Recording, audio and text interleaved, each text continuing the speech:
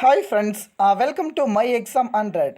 இந்த வீடியோவில் வந்து நம்ம என்ன பார்க்க போகிறோன்னா, தமிழ்நாடு போஸ்ட் ஆஃபீஸ் 3162 காலி பணியாக அறிவித்தாங்க.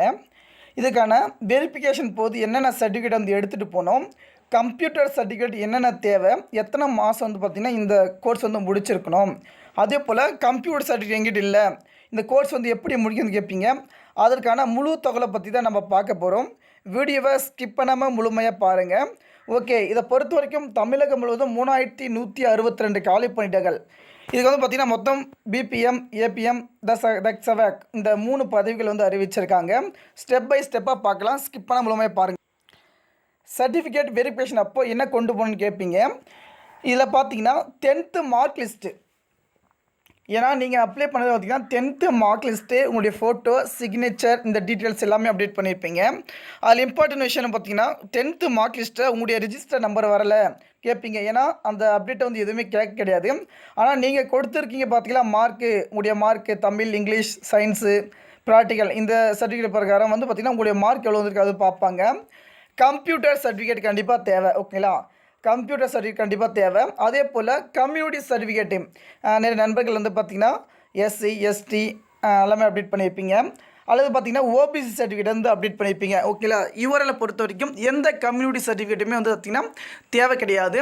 இந்த இருக்கிற 4 சர்டிஃபிகேட் எடுத்துகிட்டு போனாலும் போதும். ஓகே, வந்து பார்த்திங்கன்னா எங்கிட்ட வந்து பார்த்திங்கன்னா கம்ப்யூட்டர் சர்டிஃபிகேட் இல்லை, நான் வந்து பார்த்திங்கன்னா +1 +2 படிக்கும்போது ஒரு கம்ப்யூட்டர் சப்ஜெக்ட் வந்து படிச்சிருக்கேன், அது இருந்தாலும் நீங்கள் எடுத்துகிட்டு போகலாம்.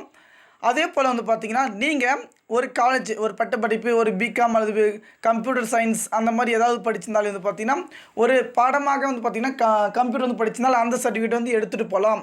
அப்படி இல்லாட்டி கூட நீங்கள் SRM, C+, diploma computer application, extra இது கம்ப்யூட்டர் கோர்ஸ், ஓகேங்களா, பேசிக் கம்ப்யூட்டர் கோர்ஸ் வந்து பார்த்திங்கன்னா 60 நாட்களில் வந்து முடிச்சிருந்தாலும் வந்து நீங்கள் அந்த சர்டிஃபிகேட் எடுத்துகிட்டு போகலாம்.